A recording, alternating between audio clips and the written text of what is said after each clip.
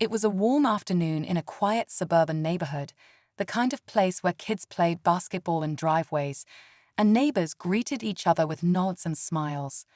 But for one family, what started as an ordinary day would quickly spiral into a nightmare that would expose the cracks in the justice system and shake the community to its core. 13-year-old Jamal was the kind of kid who dreamed big. He loved sketching in his notebook, often drawing futuristic cities and superheroes that looked just like him. His older brother, Marcus, had always been his role model. Marcus was smart, driven, and fiercely protective of his family. As the first in their family to attend college, Marcus had big plans for himself and his younger brother. He wanted Jamal to see that the world was full of possibilities, even when it sometimes felt like the odds were stacked against them. That day, Jamal was heading home from the park.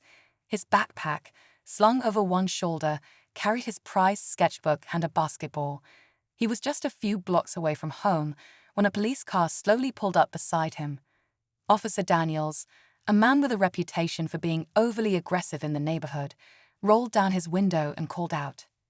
"Hey kid, come here for a second," Daniels said, his voice sharp and commanding. Jamal froze. He had been taught by his mother how to handle situations like this. Be polite, stay calm, and comply. But as he approached the car, his heart pounded in his chest. Something about the officer's tone didn't sit right. "What's in the bag?" Daniels demanded, stepping out of the car and towering over Jamal. Before the boy could answer, the officer snatched the bag from his shoulder and rummaged through it. When he pulled out the sketchbook and basketball, a smirk spread across his face. "Not what I was expecting," Daniels said, tossing the items back into the bag. But then, as if deciding the interaction wasn't over, he reached into his pocket and pulled out a cigarette. "You ever smoked before?" he asked, his eyes narrowing. Jamal's stomach twisted in fear. "No, sir," he stammered. "Well, today's your lucky day," Daniels said, his voice dripping with sarcasm. He lit the cigarette and handed it to Jamal. "Go ahead. Take a puff." Jamal shook his head, his eyes wide with terror. "I don't want to." But Daniels stepped closer, his tone turning menacing. "I said, take a puff. Don't make me ask again." The fear in Jamal's eyes was unbearable. He had no choice but to do as he was told. Trembling, he took the cigarette and hesitantly raised it to his lips. Daniels chuckled, his laugh cold and cruel. "See? Not so hard," the officer said, pulling out his phone to take a picture. The humiliation was unbearable, but the ordeal was far from over. Unbeknownst to Daniels, someone was watching. Across the street, Marcus had just turned the corner on his way home from the library. He froze when he saw his little brother standing there, forced into a situation that no child should ever face. Marcus didn't need to hear the words to understand what was happening. His blood boiled, but he knew he couldn't confront the officer right then and there. Instead, he pulled out his phone and began recording, his hands trembling with anger and determination. This wasn't just about Jamal. This was about every child in their neighborhood who had been made to feel small, powerless, and afraid. Marcus knew he couldn't let this go. What happened next would set off a chain of events that would change their lives forever and bring Officer Daniels' darkest secrets into the light. As Marcus hit the record button, he silently vowed, "Asterisk, asterisk, this ends today, asterisk, asterisk." Marcus kept his phone steady, his heart pounding as he recorded everything from across the street. He didn't know what made him angrier: the humiliation Jamal was being forced to endure, or the smug, satisfied expression on Officer Daniels' face. Every second felt like an eternity, but Marcus knew he had to keep calm. Confronting the officer now could make things worse for Jamal. The system was already stacked against them, and one wrong move could send the situation spiraling out of control. Daniels finally stepped back, taking the cigarette from Jamal and crushing it under his boot. "Run along home, kid," he said dismissively, as if he hadn't just shattered a piece of Jamal's innocence. Without a word, Jamal grabbed his bag and walked quickly toward their house, his head down, his shoulders hunched. Daniels climbed back into his car and drove off, leaving Marcus standing frozen on the sidewalk, his grip tightening on his phone. When Marcus got home, Jamal was sitting silently at the kitchen table, staring at the floor. Their mother was still at work, and the house was unusually quiet. Marcus placed his phone on the counter and walked over, kneeling down to look his brother in the eye. "You okay?" Marcus asked softly. Jamal hesitated, then shook his head. His eyes glistened with unshed tears. "Why'd you do that to me?" he whispered, his voice barely audible. "I didn't do anything wrong." Marcus swallowed hard, trying to keep his anger in check. He hated that his little brother, who was always so full of life and energy, looked so defeated. "You didn't do anything wrong, Jamal. That's on him, not you." Jamal nodded slightly, but the doubt lingered in his expression. Marcus sat down beside him, determined to make sure his brother didn't carry the weight of that moment on his shoulders. "Listen to me," Marcus said firmly. "What happened today? That's not your fault. It's not about you. It's about him. That officer thinks he can do whatever he wants because no one's holding him accountable. But that's about to change." Jamal looked up, a flicker of hope breaking through his sadness. "What are you going to do?" Marcus pulled out his phone and replayed the video he had taken. Jamal's eyes widened as he watched the scene unfold from a different perspective. "You recorded it?" he asked, his voice filled with surprise. Marcus nodded. "People need to see this, Jamal. They need to know what kind of person he is. He can't keep getting away with treating people like this." For the rest of the evening, Marcus worked tirelessly. He uploaded the video to his laptop, editing it carefully to ensure it showed the events clearly without exposing Jamal's face too much. He knew the internet could be ruthless, and the last thing he wanted was for his little brother to become a target for online trolls or worse. As he worked, he thought about all the times they'd heard stories of people being mistreated by those in power, stories that too often ended in silence. This time, Marcus was determined to make sure their story was heard. By the time their mom came home, the video was ready. But Marcus wasn't planning to post it right away. He needed to think through his next steps carefully. Their mom, tired from her double shift at the hospital, immediately sensed the tension in the room. "What's going on?" she asked, setting down her bag. Jamal hesitated, glancing at Marcus, who nodded in encouragement. Slowly, Jamal recounted what had happened, his voice trembling as he spoke. Their mother's face darkened with anger and concern, but she stayed calm, listening intently until he finished. When Jamal finally fell silent, she turned to Marcus. "You have the video?" she asked. Marcus nodded and showed it to her. She watched it in silence, her expression unreadable. When the video ended, she let out a heavy sigh and sat down at the table, her hands clasped tightly together. "I always knew this could happen," she said quietly, her voice filled with a mix of sadness and resolve. "I've seen it happen to other families, but I prayed it wouldn't happen to us. But now that it has, we need to be smart about how we handle this." "That's why I didn't post it yet," Marcus said. "I wanted to talk to you first. I think we should share it, but we need a plan. This can't just be about calling him out. We need to make sure something actually changes." His mother nodded, a faint smile of pride breaking through her worry. "You're right. If we're going to do this, we need to do it the right way." Over the next few days, Marcus and his mom worked together to figure out their next steps. They reached out to a local community organization that focused on police accountability. The group's leader, Ms. Johnson, was a seasoned activist who had spent years fighting for justice in their community. When she saw the video, her face hardened, and she immediately agreed to help. "This isn't just about what happened to Jamal," Ms. Johnson said during their meeting. "This is about a pattern of abuse. If we're going to take this public, we need to show that this officer has a history of behavior like this. And trust me, if he's bold enough to do this in broad daylight, he's done worse." Marcus felt a chill run down his spine at her words. He had always known Officer Daniels was a problem, but the idea that there could be more victims made his mission feel even more urgent. Together, They began gathering information. Miss Johnson put them in touch with other families who had experienced similar encounters with Daniels. Each story painted a picture of a man who used his badge as a shield to bully and intimidate. Some people were hesitant to speak out, afraid of retaliation, but Marcus's video gave them courage. Slowly but surely, a case began to build. As the days turned into weeks, Marcus found himself consumed by the fight for justice. He spent hours meeting with community leaders, researching legal options, and preparing for the inevitable backlash once the video went public. He knew it wouldn't be easy, but he also knew it was necessary. Meanwhile, Jamal was slowly starting to heal. With the support of his family and the community, he began to understand that what had happened to him wasn't his fault. He started drawing again, using his art as a way to process his emotions. One evening, he showed Marcus a new sketch he had been working on, a superhero standing tall and proud, wearing a badge not as a weapon, but as a symbol of hope and justice. "That's you," Jamal said, smiling shyly. "You're my hero, Marcus."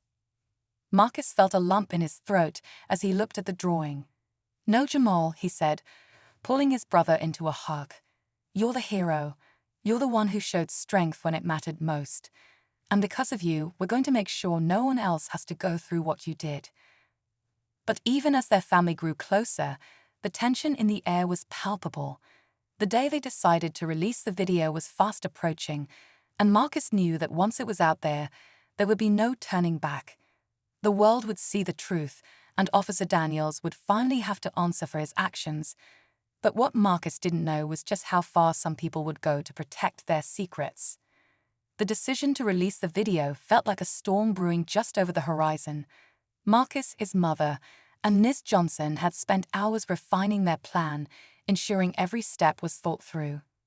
On the chosen day, they posted the video on social media with a carefully worded caption. Asterisk, asterisk, this is what happens when power is unchecked. No child should ever be treated this way.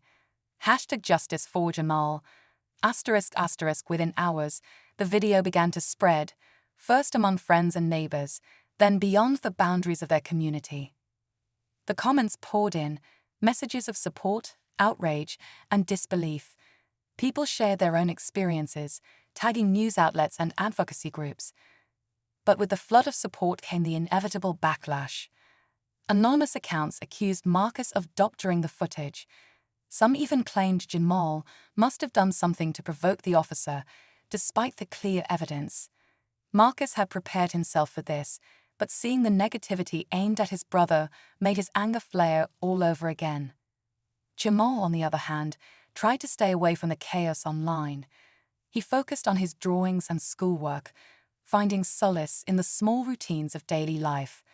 But even at school, whispers followed him through the hallways.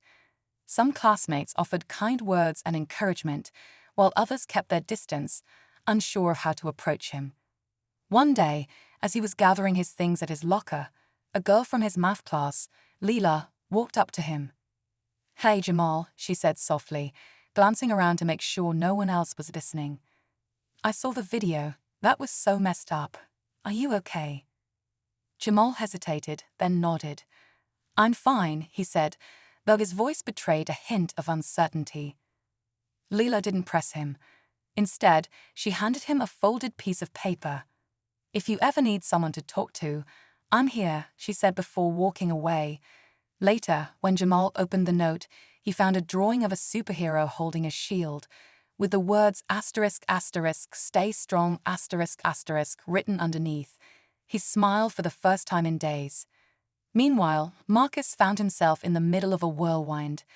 Local news stations picked up the story, and journalists began reaching out for interviews. Each time, Marcus and Ms. Johnson carefully chose their words, emphasizing that this wasn't just about their family, it was about systemic change. But the more attention the story received, the more pressure began to mount. One evening, as Marcus walked home from a meeting with Ms. Johnson, he noticed a car idling at the end of his street. The headlights were off, but the engine hummed softly in the darkness. Marcus felt a chill run down his spine. He quickened his pace, keeping his phone in his hand just in case. When he turned into his driveway, the car pulled away slowly, disappearing into the night. Marcus stood there for a moment, his heart racing. He couldn't shake the feeling that someone was watching. The next day, a letter arrived in the mail. It was addressed to the family of Jamal Harris, with no return address. Inside was a single sheet of paper with the words, ***, drop it, or else. ***, Marcus stared at the note, his hands trembling. He knew this fight would come with risks, but seeing the threat spelled out so clearly made his stomach churn. When he showed the letter to Miss Johnson, she frowned but didn't seem surprised. "This is what happens when people feel their power is being threatened," she said. "They try to scare you into silence. But don't let them win, Marcus.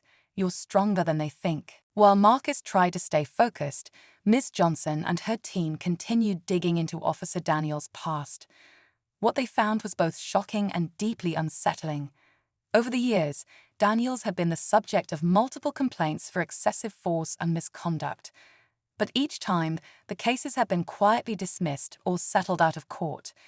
It was clear that Daniels had been protected by a system designed to shield officers like him from accountability.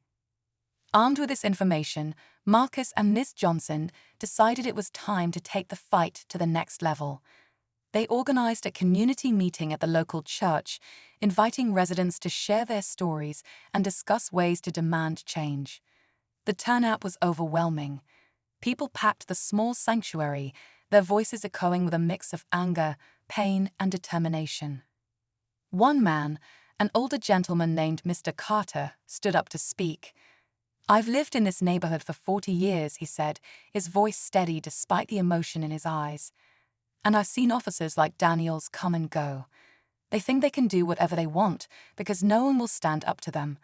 But what this family is doing, this is the first time I've seen real hope for change."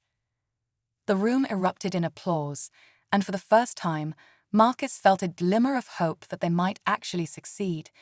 But even as the community rallied behind them, Marcus couldn't ignore the growing sense of unease. The threats had become more frequent. Anonymous phone calls late at night, cryptic messages left on their doorstep. It was clear that someone wanted them to stop, and they were willing to go to great lengths to make that happen. One night, as Marcus was working on a statement for an upcoming press conference, his phone buzzed with a notification. It was an email from an unknown sender. The subject line read, ***Q, don't know the whole story." Curious but cautious, Marcus opened the message. Inside was a single attachment, a video file. He hesitated, his finger hovering over the play button. Was this a trick? A trap? After a moment, he decided to take the risk. The video was grainy, clearly taken from a security camera, and it showed Officer Daniels in a dimly lit parking lot. But he wasn't alone. He was meeting with a man Marcus didn't recognize, and they were exchanging what appeared to be an envelope stuffed with cash. Marcus's mind raced as he watched the footage. What was Daniels involved in? Corruption? Bribery? The video raised more questions than answers, but one thing was clear. Daniels wasn't just a bully with a badge. He was hiding something much bigger. As Marcus stared at the screen, a new kind of determination took hold of him. This wasn't just about Jamal anymore. This was about exposing the truth, no matter how deep it went. But as he prepared to share the video with Ms. Johnson, his phone buzzed again. This time, it was a text message. ***, stay out of it, or you'll regret it. ***. Marcus's breath caught in his throat. Whoever had sent the video clearly didn't want him to dig any deeper. But instead of feeling fear, Marcus felt something else, resolve. If they thought they could scare him into silence, they were wrong. The fight wasn't over, it was just beginning. Marcus's chest felt heavy as he stared at the threatening message on his phone. Every instinct told him to be careful, to back off for the sake of his family's safety. But the video he'd received was too damning to ignore. Whatever Daniels was involved in, it went far beyond what anyone had imagined. This wasn't just about his abuse of power. It was a web of corruption that needed to be unraveled. Marcus knew that stepping further into this fight would put him at greater risk, but he also knew there was no turning back. The next morning, Marcus shared the video with Miss Johnson. Her reaction was immediate and sharp. "This changes everything," she said, pacing her small office. "If we can verify this, it could blow his entire career apart. But it also makes things more dangerous for you, Marcus. Whoever sent this knows a lot, and they're watching you closely." Marcus nodded, his jaw tight. "I figured that much. But we can't let them scare us. We have to keep going." Miss Johnson agreed, but she insisted on taking extra precautions. They decided to involve a trusted journalist from a reputable local news outlet, someone with experience handling sensitive information. The journalist, a woman named Rachel Carter, had reported on police misconduct before and was known for her fearless approach. When she saw the video and heard Marcus's story, she didn't hesitate. "This is big," Rachel said, leaning forward in her chair. "But we have to tread carefully. If Daniels is involved in something this shady, he likely has powerful allies. They're not going to let this come out without a fight." While Rachel began working on the story, Marcus and Miss Johnson continued gathering evidence and organizing the community. The public meetings grew larger, and the pressure on the police department intensified. People were demanding answers, and the chief of police finally broke his silence, issuing a brief statement.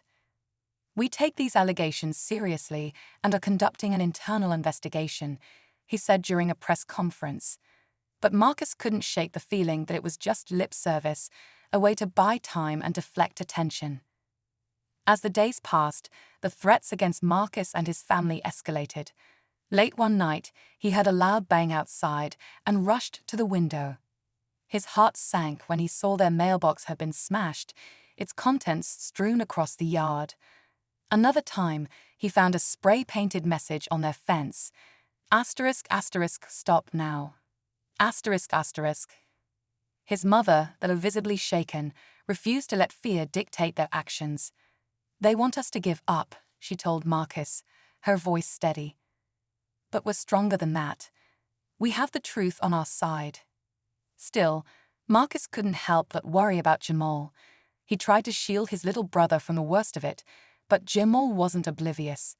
One evening, as they sat together in the living room, Jamal broke the silence. "Do you think it's worth it?" he asked quietly, his hands fidgeting in his lap. "All of this, is it really going to change anything?" Marcus looked at him, his heart aching for the weight Jamal carried. "It's worth it, Jamal," he said firmly. "Because this isn't just about us. It's about making sure no one else has to go through what you did. It's about showing people that they can stand up to bullies, no matter how powerful they seem." Jamal nodded, his expression thoughtful. "Then I'm glad we're doing it," he said softly, "even if it's scary." The next major turning point came when Rachel uncovered more details about Daniels' activities. Through her sources, she learned that Daniels was connected to a group of officers involved in an illegal scheme, taking bribes from local businesses in exchange for ignoring violations and targeting anyone who dared to challenge them. The parking lot video was just the tip of the iceberg. Rachel planned to publish the story alongside the video, but as the publication date approached, strange things started happening. Her office was broken into, though nothing was stolen. A mysterious car followed her home one night, its headlights glaring in her rearview mirror. She knew she was getting too close to the truth, but instead of backing down, she doubled her efforts. As the story gained momentum, Marcus noticed a shift in the community. People who had once been afraid to speak up were now coming forward, sharing their own encounters with Daniels and his associates. One man, a shop owner named Mr. Potel, revealed how he had been extorted for money under the threat of losing his business. A young woman tearfully recounted how she had been falsely accused and harassed after refusing to comply with Daniels' demands. Each story added another layer to the growing case against the officer. But just as the momentum seemed unstoppable, something happened that shook Marcus to his core. One evening, as he was leaving a community meeting, his phone rang. The number was unknown, but he answered anyway. A deep, unfamiliar voice spoke on the other end. "You think you're doing something noble, but you're just poking a bear," the voice said, calm and chilling. "If you keep this up, you won't like what happens next." Before Marcus could respond, the line went dead. He stood there, his pulse racing, his mind spinning with possibilities. Who was behind the call? Was it Daniels himself, or someone else connected to him? And what did they mean by "what happens next"? Marcus didn't sleep that night. Every creak of the house, every shadow outside the window, made his nerves jump. But even in his fear, he refused to back down. He couldn't. Too many people were counting on him, and the stakes were too high.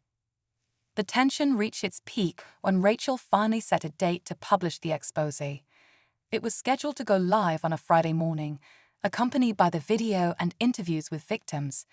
Marcus and Ms. Johnson planned a rally that same day, a chance for the community to come together and demand accountability. But as Friday approached, the threats became more aggressive.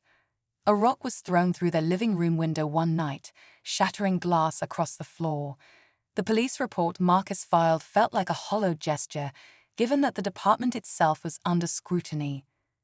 On the morning of the rally, Marcus woke up to find his inbox flooded with messages, some supportive, others filled with hate. As he prepared to leave the house, he couldn't shake the feeling that something was about to happen. The air felt charged, heavy with anticipation and uncertainty. Standing in front of the crowd at the rally, Marcus took a deep breath. He looked out at the faces before him, neighbors, friends, strangers who had come to support the cause. He thought about Jamal, who was watching from the sidelines with their mom. He thought about the threats, the risks, and the sacrifices they had made to get to this moment. As he stepped up to the microphone, his voice steady despite the weight of everything he carried, Marcus began to speak. He didn't know what would happen next, but he knew one thing for certain: the truth was out, and there was no going back. As Marcus addressed the crowd, his voice carried the weight of every moment that had brought them here. He spoke of Jamal's strength, of the community's resilience, and of the need for justice that couldn't wait any longer. The crowd cheered, their voices rising together in a shared demand for change. For a brief moment, Marcus felt a flicker of hope that they were on the brink of something powerful. But just as the rally reached its peak, chaos erupted. A series of loud pops echoed through the air, causing the crowd to scatter in panic. People screamed, ducking behind cars and benches. Marcus froze, his heart pounding, as he tried to make sense of the sudden commotion. It wasn't until he saw the police cruiser speeding toward the scene, its lights flashing, that he realized what had happened. Two officers jumped out of the vehicle, shouting commands for everyone to disperse. The rally, which had been peaceful moments before, now felt like a war zone. Marcus scanned the crowd frantically, searching for Jamal and his mother. He finally spotted them huddled near the edge of the park, their faces pale but unharmed. Relief washed over him, but it was short-lived. One of the officers, a tall man with a stern expression, locked eyes with Marcus and began walking toward him. "You're Marcus Harris," he barked. Marcus nodded cautiously. "Yes, I am. What's going on?" "You're coming with us," the officer said, pulling out a pair of handcuffs. "What? On what grounds?" Marcus demanded, his voice rising. The crowd, still lingering at the edges of the chaos, began to murmur in confusion and anger. The officer ignored him and grabbed his arm, snapping the cuffs into place. "You're under arrest for inciting a riot." Marcus's mind reeled. A riot? The rally had been peaceful until the police arrived. "This is ridiculous," he shouted as the officer led him toward the cruiser. "Everyone here knows what really happened." The crowd surged forward, their voices growing louder in protest. "Let him go," someone shouted. "This is an abuse of power." The officers called for backup, and within minutes, more cruisers arrived, forming a barricade to keep the crowd at bay. As Marcus was forced into the back seat of the cruiser, he caught a glimpse of Jamal standing on the sidewalk, his face a mixture of fear and determination. Marcus tried to give him a reassuring nod, but inside, his heart was racing. He had known the risks of speaking out, but he hadn't expected to be silenced in such a blatant and public way. At the station, Marcus was placed in a small, dimly lit room with a single metal table and 2 chairs. Hours passed before anyone came to speak to him. Finally, the door opened and a familiar figure stepped inside, Officer Daniels. Marcus's stomach churned. Seeing Daniels in person, after everything that had happened, was like a punch to the gut. The officer smirked as he sat down across from him, his presence radiating smug confidence. "You're quite the troublemaker," Daniels said, his tone casual but laced with menace. "You thought you could turn the whole town against me, but you underestimated who you're dealing with." Marcus clenched his fists under the table, forcing himself to stay calm. "The truth is out there, Daniels. People know what you've done." Daniels leaned back in his chair, crossing his arms. "You think a few videos and some sub-stories are going to bring me down. I've been in this game a long time, kid. People like me don't lose." But as Daniels spoke, Marcus noticed something. His confidence wasn't as unshakable as it seemed. There was a flicker of something in his eyes, a hint of unease. It was subtle, but it was enough to make Marcus wonder if the officer knew more than he was letting on. Before Marcus could respond, the door opened again, and Rachel Carter walked in, accompanied by a lawyer. Daniels' smirk faltered for a brief moment, and Marcus felt a surge of relief. Rachel wasted no time. "This interview is over," she said firmly, addressing Daniels. "My client has nothing further to say without legal representation." Daniels glared at her, but didn't argue. He stood up, straightened his uniform, and walked out without another word. Once he was gone, Rachel turned to Marcus. "We've got bigger problems," she said, her voice low. "The video was leaked early, before we had a chance to publish it properly. Someone hacked into our system." Marcus stared at her in disbelief. "What? How?" Rachel shook her head. "We don't know yet, but the way it's being circulated now, it's out of context. It's making it look like you're the one in the wrong, that you staged everything to target Daniels." Marcus's mind raced. The thought of his efforts being twisted against him was almost too much to bear. "So what do we do?" he asked, his voice shaking. Rachel placed a reassuring hand on his shoulder. "We fight back. We prove the truth with facts and evidence, just like we planned. But we have to be careful. Whoever leaked the video wants to discredit you, and they'll do whatever it takes to protect Daniels." As they left the station, Marcus couldn't shake the feeling that they were running out of time. The stakes had never been higher, and the forces working against them were more powerful than he had imagined. But even in the face of mounting danger, Marcus knew one thing: he couldn't stop now. The fight for justice was far from over, and the final battle was just beginning. The courtroom was packed, the tension so thick it felt like the walls themselves were holding their breath. Marcus sat at the plaintiff's table, flanked by Rachel and Ms. Johnson. On the other side of the room sat Daniels, his face a mask of indifference, though the twitch in his jaw betrayed his unease. The trial had garnered massive attention, with reporters crowding the gallery and protesters chanting outside the courthouse. This was more than just a case against Daniels. It was a reckoning. Rachel had managed to recover the original, unedited footage and paired it with new evidence that had come to light. Testimonies from other victims, including Mr. Patel and the young woman Daniels had harassed, painted a damning picture. But the most critical moment came when a surprising witness took the stand, a young officer named Carter, who had once worked closely with Daniels. Carter's hands trembled as he adjusted the microphone. He looked out at the courtroom, his eyes briefly meeting Marcus's. Then he began to speak. "I didn't want to believe it at first," he said, his voice low but steady. "Daniels was my mentor. But over time, I saw things. Payments exchanged, evidence tampered with. I was told to keep quiet or risk losing everything." The room buzzed with murmurs, the weight of Carter's words settling over everyone present. Daniels' attorney objected, attempting to discredit the testimony, but Carter held firm. I have records, he said, producing a flash drive. Documents, emails, proof of everything. As the evidence was presented, Daniels's calm demeanor began to crack. He leaned toward his lawyer, whispering furiously, but there was no escaping the mounting proof. Marcus watched, his heart pounding, as the truth finally came to light. It was a vindication not just for Jamal, but for everyone who had suffered under Daniel's reign of terror. The jury deliberated for hours, and when they returned, the verdict was clear. Daniels was found guilty on multiple charges, including abuse of power, corruption, and coercion. The courtroom erupted in applause, but Marcus felt a strange mix of relief and exhaustion.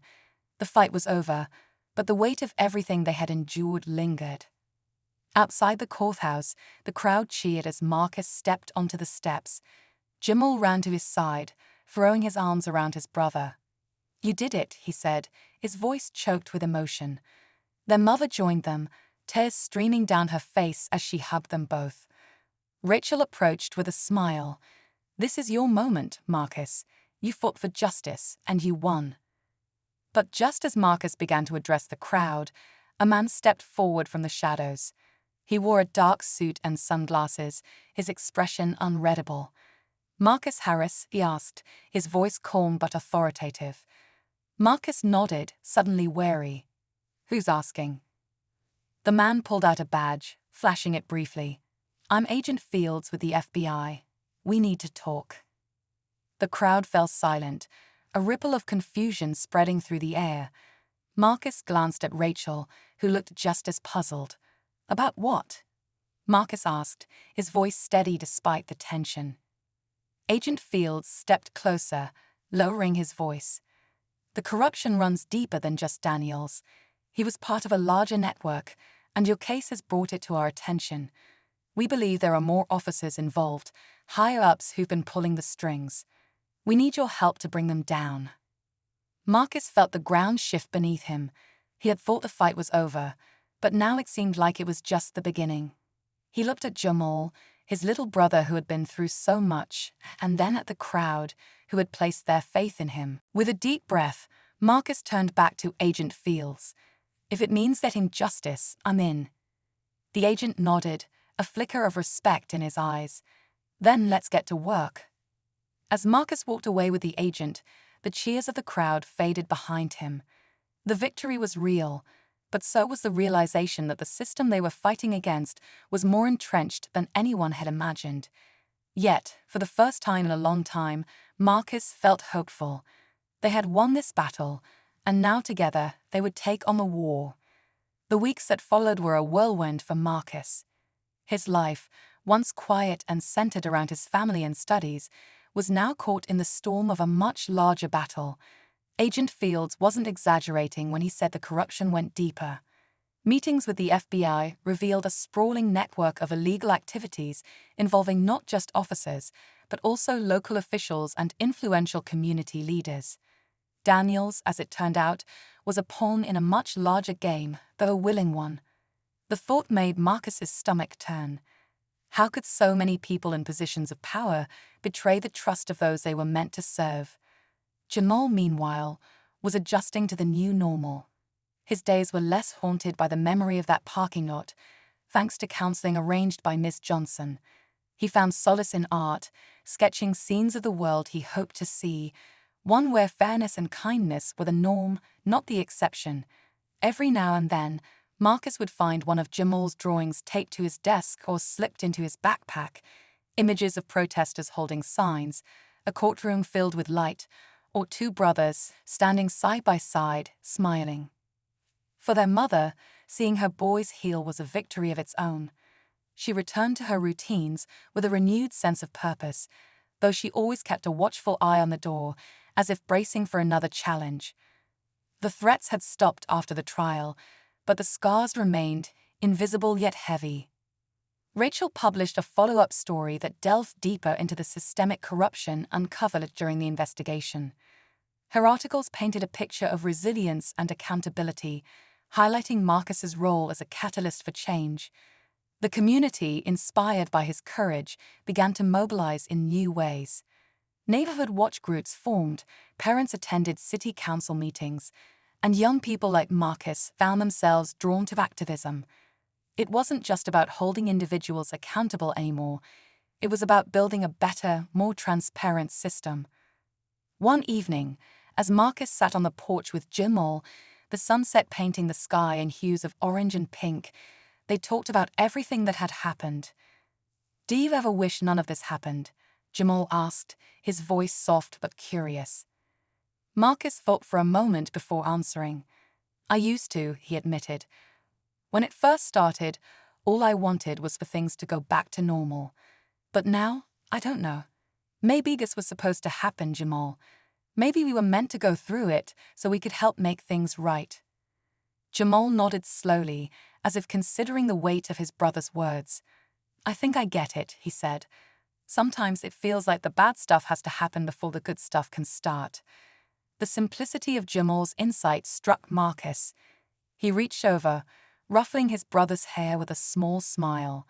"You're smarter than you look, you know that." Jamal laughed, the sound light and free in a way it hadn't been in a long time. For the first time in months, the air between them felt easy. The next day, Marcus met with Agent Fields again, this time in a quieter setting. The agent explained that the investigation was progressing, thanks to the testimony and evidence Marcus had helped provide. Several arrests had been made, and more were likely to follow. "You've done a lot, Marcus," Fields said, his tone genuine. "But I have to ask, are you sure you want to keep going? This fight isn't over, and it could get harder from here." Marcus didn't hesitate. "I'm sure. If there's more to do, I'll do it." Fields nodded, his respect evident. "Then we'll be in touch. And for what it's worth, you've made a real difference." Those words stayed with Marcus as he left the meeting. He thought about how far they'd come, from that awful day in the parking lot to this moment, where hope and justice felt within reach. It wasn't just his fight anymore, it was a shared effort, one that had grown beyond anything he'd imagined. Months later, the town began to see tangible changes. Policies were implemented to ensure greater transparency in law enforcement. Community leaders worked alongside activists to create spaces where grievances could be addressed without fear. Trust, though fragile, began to rebuild piece by piece. On a warm summer evening, the community held a celebration in the park, a space that had once been the site of chaos, but now felt like a place of renewal. Families gathered, children played, and the air was filled with laughter and music. Marcus was asked to speak, and though public speaking wasn't his favorite thing, he couldn't say no. Standing in front of the crowd, he took a deep breath. "I've been thinking a lot about what justice really means," he began.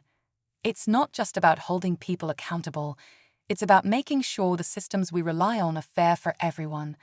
It's about standing up, even when it's hard, and knowing that change is possible when we work together."